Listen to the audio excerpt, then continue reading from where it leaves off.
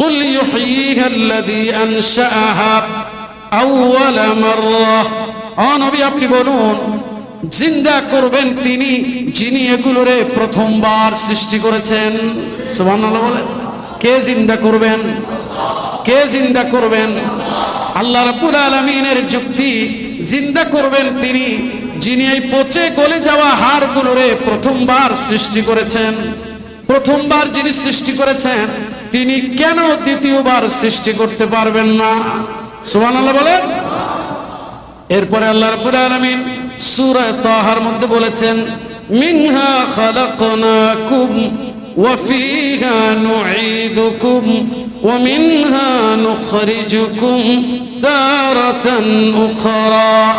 আমি তোমাদেরকে মাটি থেকে সৃষ্টি করেছি, আবার মাটির ভিতরেই নিয়ে যাব, আবার শেষবার তোমাদেরকে মাটির ভিতর থেকে আমি আল্লাহ জাগ্রত করব।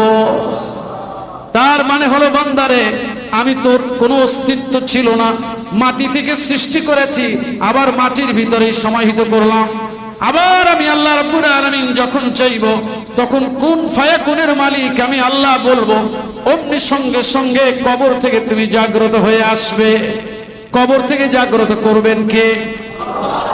আল্লাহ রাব্বুল আলামিন সূরা বনী ইসরাঈলের ওই আয়াতের জবাবে বলেছেন, যেখানে এইসব লোকেরা বলেছে যখন মরে যাব, মাটি হয়ে যাব, একেবারে কণা কণা হয়ে যাব, মিশে যাব মাটির সঙ্গে, হাড় সর্বস্ব হয়ে যাব, পচে গলে যাব, কে আমাদেরকে জিন্দা করবেন? কেমন করে এটা সম্ভব? আবার আমরা নতুন করে সৃজিত হব?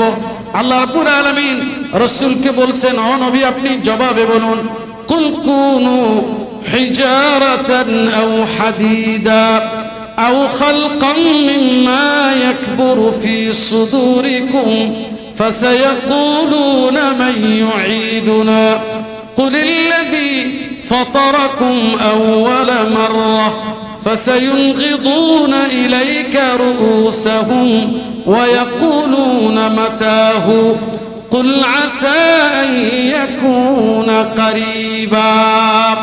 সূরা বনী ইসরাঈল আয়াত নাম্বার 51। সূরা বনী ইসরাঈল আয়াত নাম্বার 51। আল্লাহ তাআলা বলছেন, নবী আপনি জবাবে বলুন, কুনু হিজারাতান আও হাদিদা। তোমরা মাটিতে মিশে যাবে, সেখান থেকে কেমনে আবার তোমরা পুনরুজ্জীবিত হবে? এটা বিস্ময়কর। তাহলে শোনো নবী আপনি বলুন, কুনু হিজারাতান, তোমরা সবাই পাথর হয়ে যাও। কি হয়ে যাও? এই নাস্তিকের গোষ্ঠী, তোমরা সবাই পাথর হয়ে যাও, আও হাদিদা, অথবা লোহা হয়ে যাও। খেয়াল করুন আল্লাহর জবাব, তুমি পাথর হয়ে যাও অথবা লোহা হয়ে যাও, আও খালকাম মিম্মা ইয়াকবুরু ফি সুদুরিকুম, অথবা তোর কলবের মধ্যে, অন্তরের মধ্যে আরো শক্ত কোন জিনিস যদি উদয় হয়, পাথর অথবা লোহার চাইতেও বড় শক্ত কোন জিনিস যদি তোর চিন্তা আসে, তুই ওইটা হয়ে যা। বউ যাইবে, সে যাবে, মাইয়া যাবে, পোলা যাবে, ওখানে গিয়ে তারা বড় বড় ডালিম খাবে। তো তাইলে ডালিম ওই মামু বাড়ির দুহুত্তরি হওয়া লাগে না? এটা তো মামু বাড়ির দুহুত্তরি না। আল্লাহ তাআলা বলছেন সামা ইয়াহকুমুন, এটা কোন ধরনের, কত খারাপ চিন্তা তারা করছে, কি ফয়সালা এটা আপনাদের। সম্মানিত ভাইয়েরা, তো এই মানুষগুলি বলে, যারা আধুনিক জীবনে খুব বেশি উৎসাহিত, ভোগ বিলাসে যারা মত্ত, তাদের ভাষা হাইহাতা হাইহাতা লিমা তুআদুন। এই যে তোমাদেরকে প্রতিশ্রুতি দেওয়া হচ্ছে মরার পরে জীবন আছে, জিন্দা হবা, আবার সেখানে তোমাদেরকে অনেক আরাম আয়েশ দেয়া হবে, এগুলো বহু দূরের কথা। কিসের কথা? হাইহাতা হাইহাতা লিমা তুআদুন, যে প্রতিশ্রুতি তোমাদেরকে দেয়া হচ্ছে এটা বহু দূরে, কাছাকাছি না। এই চিন্তার এক নোংরা বক্তব্য দিয়েছিল কবি শামসুর রহমান। নাম শুনেছেন? হ্যাঁ, ভালো করে বলেন, নাম কি? আরে নাম কি? শামসুর রহমান। দেখেন, একটু আগে আমি বলেছি যে নাম মুসলমানের হইলে এটা মুসলমান হয় না রে ভাই। শামসুর রহমান শব্দের অর্থ হইল রহমানের সূর্য। সুবহানাল্লাহ বলেন। ওর জন্য সুবহানাল্লাহ বলতে বলি নাই, কিন্তু নামের জন্য। শামসুর রহমান মানে রহমান, দয়াময়ের সূর্য। কিন্তু ও বলছে যে আজান শুনলে মনে হয় যেন বিশ্ব তার খরিদ্দার ডাকছে। বাংলাদেশের সেরা কবিদের একজন, এইটার জানা যাও নাকি দিছে, কবরেও নাকি দিছে। আহ কি আফসোস, কি দেশ। সে বলেছে নগদ জাপাও, হাত পেতে নাও। খেয়াল করেন, হাইহাত হাইহাত লিমা তুআদুন, যে প্রতিশ্রুতি দেওয়া হচ্ছে তা বহু দূরের। আইদা মিতনা ওয়া কুননা তুরাবা যালিকা রাজউন বাঈদ, আমরা যখন মরে যাব, মাটি হয়ে যাব, এরপর আবার জীবিত হয়ে আসবো, যালিকা রাজউন বাঈদ, এটা বহু দূরের কথা, বহু দূরের প্রত্যাবর্তন, এইটা আসবো বহু দূরের কথা। তো এই কবি শামসুর রহমান বলেছে নগদ জাপাও, হাত পেতে নাও, বাকির খাতায় শূন্য থাক। ভালো করে শুনুন, নগদ জাপাও, হাত পেতে নাও, বাকির খাতায় শূন্য থাক। দূরের বাদ্য কি লাভ শুনে, মাঝখানে যে বেজায় ফাঁক। নাউজুবিল্লাহ বলেন। কথাগুলি বুঝে আসছে? এরা মুসলিম সমাজে মুসলিম নাম ধরে তারা মূলত শয়তানের খলিফা হিসেবে এবং দ্বীন বিরোধী চক্রের সদস্য হয়ে কাজ করেছে। নগদ চাপাও, হাত পেতে নাও, বাকির খাতায় শূন্য থাক, অর্থাৎ দুনিয়াটা ভোগ করে নাও, ওই আখিরাতের কথা এটা বাকি। এটা কি বাকি? বাকির খাতায় শূন্য থাক, অর্থাৎ পরকালে গিয়ে পাবা, এই জন্য নামাজ রোজা করা লাগবে, এটা দরকার নাই। মদ, গাঁজা, জুয়া, বেবিচার যা আছে সব করতে থাকো, মজা করে নাও। দূরের বাদ্য কি লাভ শুনে, মাঝখানে যে বেজায় ফাঁক। মরার পরে জান্নাতুল ফেরদাউসে যাবা, এই বক্তব্য শুনে লাভ কি? মাঝখানে অনেক ফাঁকা। নাউজুবিল্লাহ বলে। এখন বোঝার বেটা সামলাও, ওখানে গিয়ে বুঝতেছো যে মাঝখানে ফাঁক কতটুকু, এখন বুঝতেছো। লক্ষ্য করবেন, হ্যাঁ মুমিন ভাইয়ারা, 7 বছর ধরে চিৎকার করছি, এই সমাজের মানুষের চেহারা, সমাজের এলিট শ্রেণী যারা নামে মাত্র মুসলমান কিন্তু কাজের ক্ষেত্রে সম্পূর্ণ বিপরীত, এই মানুষগুলির বয়স হয়ে গেলে মৃত্যুর আগের চেহারাগুলো প্রত্যক্ষ করবেন। যারা ইবাদত গুজার, আল্লাহ বিশ্বাসী, তারা মৃত্যুর আগে শরীর ভেঙে চুরে চুরমার হয়ে গেল, চেহারায় তাদের একটা নূর বিরাজমান থাকে। আর এক শ্রেণীর লোকেরা দেখবেন মরার আগে ফেরাউনের চেহারার ছাপ ফুটে ওঠে। কেন? সীমাহুম ফি উজুহিহিম মিন আসারিস সুজুদ, মুমিন যারা, তাদের চেহারায় সিজদার চিহ্ন থাকবে। আর যারা আল্লাহর গোলামীর সাথে সম্পর্ক রাখে না, ওরা যত ভালো ক্রিম মাখুক আর যত ভালো খাক, যত বেশি দামি এসির মধ্যেই থাকুক, মরার আগে চেহারায় ফেরাউনের ছাপ আসবেই। প্রিয় ভাই সব, তাদের আরেকটা যুক্তি, ওয়াইদা তুতলা আলাইহিম আয়াতুনা বাইয়িনাতিন মা কানা হুজ্জাতুহুম ইল্লা আন ক্বালু তু বিআবাইনা ইন কুনতুম সাদিকিন। যখনই তাদেরকে আমার এই পরিষ্কার আয়াতগুলো শোনানো হয়, তখন তাদের একটাই মাত্র যুক্তি থাকে, দলিল থাকে।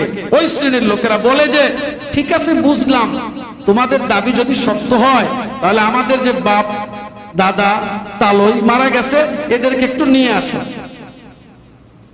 এদেরকে নিয়ে আসো, হাজির করো, তাহলে তোমাদের কথাটা মানবো। এটা কি যুক্তি না অযুক্তি? হ্যাঁ, তাদেরকে যদি মৃত্যুর পরে পরকাল থেকে যদি তাদেরকে জিন্দা করেই আনা হয়, কথাটা শোনেন ভালো করে আপনারা, এটা একটা যুক্তি না যে নিয়ে আসো, উদ্ভট যুক্তি। অপর দিক থেকে আপনি কোরআনের বক্তব্যটার দিকে লক্ষ্য করুন। কবর থেকে জাগ্রত হয়ে মানুষ জাগবে কখন? কবর থেকে জাগ্রত হবে কখন? কিয়ামত সংগঠিত হলে, তাই না? তো কিয়ামত সংগঠিত হলে কবর থেকে জাগবে, এটা হলো কোরআনের বক্তব্য। তাহলে এর আগে বাপদাদা 14 গোষ্ঠীরে কবর থেকে জাগ্রত করে আনবে, এই কথা তো কোরআনই বলে নাই। বলেছে? যদি সেইটা হয় তাহলে এই নাস্তিককে বলা দরকার না যে তাহলে তোর তো আগে মরা লাগবে, কারণ কবর থেকে জাগ্রত হলে কিয়ামত সংগঠিত হবে, তাহলে তুইও আগে মর, এরপর দেখা যাবে। সম্মানিত দ্বীনি ভাইরা, দেখুন আল্লাহ সুবহানাহু ওয়া তাআলা এই সব বক্তব্যের জবাবে কি বলেছেন? সূরা ইয়াসিন, কুল ইউহয়িহাল্লাযী আনশাআহা আউওয়ালা মাররাহ। ও নবী আপনি বলুন, জিন্দা করবেন তিনি যিনি এগুলোরে প্রথমবার সৃষ্টি করেছেন। সুবহানাল্লাহ বলেন। কে জিন্দা করবেন?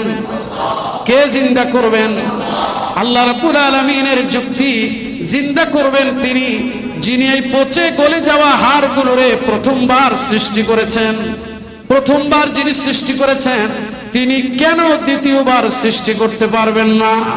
সুবহানাল্লাহ বলেন। এরপরে আল্লাহ রাব্বুল আলামিন সূরা তাহার মধ্যে বলেছেন, মিনহা খালাকনাকুম ওয়া ফিহা নুঈদুকুম ওয়া মিনহা নুখরিজুকুম তারাতান উখরা। আমি তোমাদেরকে মাটি থেকে সৃষ্টি করেছি, আবার মাটির ভিতরেই নিয়ে যাব, আবার শেষবার তোমাদেরকে মাটির ভিতর থেকে আমি আল্লাহ জাগ্রত করব। তার মানে হলো বান্দারে, আমি তোর কোনো অস্তিত্ব ছিল না, মাটি থেকে সৃষ্টি করেছি, আবার মাটির ভিতরেই সমাহিত করলাম। আবার আমি আল্লাহ রাব্বুল আলামিন যখন চাইব তখন কুন ফায়াকুনের মালিক আমি আল্লাহ বলবো, অমনি সঙ্গে সঙ্গে কবর থেকে তুমি জাগ্রত হয়ে আসবে। কবর থেকে জাগ্রত করবেন কে? আল্লাহ রাব্বুল আলামিন সূরা বনী ইসরাঈলের ওই আয়াতের জবাবে বলেছেন, যেখানে এইসব লোকেরা বলেছে যখন মরে যাব, মাটি হয়ে যাব, একেবারে কণা কণা হয়ে যাব, মিশে যাব মাটির সঙ্গে, হাড় সর্বস্ব হয়ে যাব, পচে গলে যাব, কে আমাদেরকে জিন্দা করবেন? কেমন করে এটা সম্ভব? আবার আমরা নতুন করে সৃজিত হব? আল্লাহ রাব্বুল আলামিন রাসূলকে বলছেন, ও নবী আপনি জবাবে বলুন, কুল কুনু হিজারাতান আও হাদিদা আও খালকাম মিম্মা ইয়াকবুরু ফি সুদুরিকুম ফাসায়াকুলুনা মান ইউঈদুনা قل الذي فطركم أول مرة فسينغضون إليك رؤوسهم ويقولون متاه قل عسى أن يكون قريبا। সূরা বনী ইসরাঈল আয়াত নাম্বার 51। সূরা বনী ইসরাঈল আয়াত নাম্বার 51। আল্লাহ তাআলা বলছেন, নবী আপনি জবাবে বলুন, কুনু হিজারাতান আও হাদিদা, তোমরা মাটিতে মিশে যাবে, সেখান থেকে কেমনে আবার তোমরা পুনরুজ্জীবিত হবে? এটা বিস্ময়কর। তাহলে শোনো নবী আপনি বলুন, কুনু হিজারাতান, তোমরা সবাই পাথর হয়ে যাও। কি হয়ে যাও? এই নাস্তিকের গোষ্ঠী, তোমরা সবাই পাথর হয়ে যাও, আও হাদিদা, অথবা লোহা হয়ে যাও। খেয়াল করুন আল্লাহর জবাব, তুমি পাথর হয়ে যাও অথবা লোহা হয়ে যাও, আও খালকাম মিম্মা ইয়াকবুরু ফি সুদুরিকুম, অথবা তোর কলবের মধ্যে, অন্তরের মধ্যে আরো শক্ত কোন জিনিস যদি উদয় হয়, পাথর অথবা লোহার চাইতেও বড় শক্ত কোন জিনিস যদি তোর চিন্তা আসে, তুই ওইটা হয়ে যা। এরপরেও চিন্তা করবেন এক মহান সত্তা, তিনি কে? আল্লাহ বলছেন এরপরে ওরা আবার বলবে, ফাসায়াকুলুনা মান ইউঈদুনা, এরপরে আবারও অবশ্যই তারা বলবে যে কে আমাদেরকে আবার কবর থেকে দ্বিতীয়বার জাগ্রত করবেন? নবী আপনি বলুন, কুলিল্লাযী ফাতারাকুম আউওয়ালা মাররা, যে তোদেরকে প্রথমবার সৃষ্টি করেছিলেন। ফাসায়ুনকিদুনা ইলাইকা রুউসাহুম, দেখেন মানুষের চরিত্রকে কেমনে আল্লাহ তাআলা আমাদের সামনে উপস্থাপন করেছেন। বলছে নবী এখন আপনি দেখবেন ফাসায়ুনখিদুনা ইলাইকা রুউসাহুম, ওরা মাথা নাড়াইয়া নাড়াইয়া, মাথা দুলিয়ে দুলিয়ে তাচ্ছিল্যের সাথে, অহংকারের সাথে এরা বলবে ওয়ায়াকুলুনা মাতাহু, এইটা কোন সময় হবে? বুঝে আসে নাই? মাথা নাড়ায় নাড়ায় তাচ্ছিল্যের সাথে বলবে কখন এটা হবে? কোরআনে আল্লাহ রাব্বুল আলামিন সূরা যারিয়াতে এই প্রশ্নের এক ভয়ঙ্কর জবাব দিয়েছেন। ইয়াসআলুনা আইয়ানা ইয়াউমুদ্দিন, ও নবী, ওরা প্রশ্ন করে কোন সময় আসবে প্রতিদান দিবস? আল্লাহ রাব্বুল আলামিন বলেন জবাবে, ইয়াউমা হুম আলান নারি ইফতানুন, প্রতিদান দিবস কখন আসবে? শোনো, ইয়াউমা হুম আলান নারি ইফতানুন, এটা সেই দিন যেই দিন তোমাদেরকে জাহান্নামের আগুনের উপরে ফ্রাই করা হবে। কে বলছেন? এটা সেই দিন যেই দিন জাহান্নামের আগুনের উপরে তোরে ভাসা হবে, সেই দিন হলো প্রতিদান দিবস। তো সন্দেহ তৈরি হচ্ছে, অপেক্ষা কর ওই দিবসটা। সম্মানিত দ্বীনী ভাইয়েরা, আল্লাহ সুবহানাহু ওয়া তাআলা এরপর রাসূলকে বলছেন, বলুন কুল আসা আইয়াকুনা কারীবা, বলুন সম্ভবত একেবারেই নিকটেই এটি সংঘটিত হয়ে যাবে। এজন্য সূরা মুমতাহিনার মধ্যে আল্লাহ তাআলা বলেছেন, হে মুমিনরা, ইত্তাকুল্লাহ, তোমরা আল্লাহরে ভয় করো। আর প্রতিটি মানুষের উচিত ওয়াল তানদুর নাফসুম মা কাদ্দামাত লিগাদ, আগামী কালের জন্য সে কি প্রেরণ করেছে এটা নিয়ে চিন্তা ভাবনা করা। রাসূলের ব্যাখ্যা করে বলেছেন যে আগামী কাল বলতে কিয়ামত, আর কিয়ামত মানে মান মাতা ফাকাদ কামাত কিয়ামাতুহু, যে মরে গেল ওর কিয়ামত সংঘটিত হয়ে গেল। বুঝে আসে নাই? আমি এখন মরে যাব, মরার সঙ্গে সঙ্গে আমার পরকালীন জিন্দেগীর দৃশ্যগুলো সামনে চলে আসবে।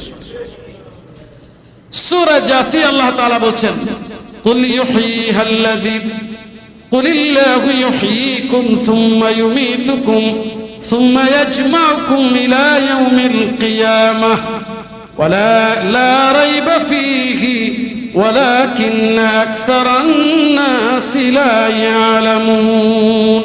ও নবী, আপনি বলুন, আল্লাহ তাআলা তোমাদেরকে জীবন দান করছেন এবং মৃত্যু দিচ্ছেন। সুম্মা ইয়াজমাউকুম ইলা ইয়াউমিল কিয়ামা, আর কিয়ামতের দিন আল্লাহ তাআলা আবার তোমাদের সবাইকে একত্রিত করবেন। লা রাইবা ফীহি, এতে কোনো সন্দেহ নাই। ওয়ালাকিন্না আকসারান নাসি লা ইয়ালামুন, কিন্তু অধিকাংশ লোকেরাই জানে না। মজার ব্যাপার, আরো একদিন বলেছিলাম, আজকের বিজ্ঞান স্বীকার করছে মানুষ যখন মরে যায় তখন প্রতিটা মানুষের মধ্যে তার নিজের অস্তিত্বের একটা কোড আছে। এইটা পৃথিবীতে সে বাগে খেয়ে ফেলুক, সে পানিতে মরে যাক, তাকে কেউ হত্যা করুক এবং হত্যা করে তাকে টুকরো টুকরো করে কিমা বানিয়ে ফেলা হোক, ওই যে জেনেটিক কোড, এই যে তার অস্তিত্বের প্রমাণ, এইটা পৃথিবীর কোন শক্তি ধ্বংস করতে পারে না। এইটা মাটির মধ্যে থেকে যায়, যে কোনো জায়গায় আল্লাহ তাআলা তাকে সংরক্ষণ করে রাখেন। কিয়ামতের দিন আল্লাহ তাআলা যখন সিংহায় ফুৎকার দিতে বলবেন, অনুফিখা ফিস-সূর, যখন সিংহায় ফুৎকার দেবে, ফাইদা হুম কিয়ামুন ইয়ানজুরুন, সঙ্গে সঙ্গে প্রতিটি মানুষ যেমন ছিল, যেমন তার দেহ, যেমন তার চেহারা, এই পুরোটার অস্তিত্ব ধারণ করে কবর থেকে জাগ্রত হয়ে উঠবে। সম্মানিত দ্বীনী ভাইরা, সুতরাং মানব সৃষ্টির এই বিস্ময়কর দিকগুলি আল্লাহ তাআলা আমাদের সামনে, আমাদের জন্য এই কোরআনে উল্লেখ করেছেন, এই জন্য যাতে আপনি আমি গাফিল না হয়ে যাই, যাতে আপনি আমি আমার আসল জীবনের কথা ভুলে না যাই। এই জীবন প্রকৃত জীবন না। ওমা হাযিহিল হায়াতুদ দুনিয়া ইল্লা লাকুন ওয়া লাইব, এই দুনিয়ার জীবনটা খেল তামাশা ছাড়া কিছুই না। ওয়ালা দারুল আখিরাতি ওয়া ইন্নাদ দারাল আখিরাতা লাহিয়াল হায়াওয়ান, আখিরাতের জীবনটাই হলো প্রকৃত জীবন। লাউ কানু ইয়ালামুন, যদি তারা বুঝতে পারে। সকালবেলার ধনী আর বিকালবেলার ফকির, বিশাল বড় বৃত্তের মালিক, ক্ষমতা, বিত্ত, বৈভব, কোনো কিছুর অভাব নাই। চোখের ইশারায় বহু কিছু করে, আঙুলের ইশারায় এটা ওটাকে এক জায়গা থেকে আরেক জায়গায় সরিয়ে দেয়। কিন্তু কি আফসোস, সেই মানুষটাই ঘুমিয়ে পড়ে, ফজরের আগে গিয়ে দেখে নাড়া দিয়া শক্ত হয়ে গেছে, নড়ে চড়ে না, কারো কাছে কিছু বলেও যেতে পারে না। এই হলো এই জীবন। সুতরাং একজন মুমিনের উচিত তার সব ব্যস্ততার মধ্যে সব থেকে বড় ব্যস্ততা বানানো তার আসল জীবনকে গড়বার ব্যস্ততা। এইটা যে করলো না সে শেষ, আর এইটা যে করতে পারলো সে সফল হয়ে গেল। আল্লাহ তাআলা আমাদেরকে বোঝার তৌফিক দান করুন। ওয়া আখিরু দাওয়ানা আনিল হামদুলিল্লাহি রাব্বিল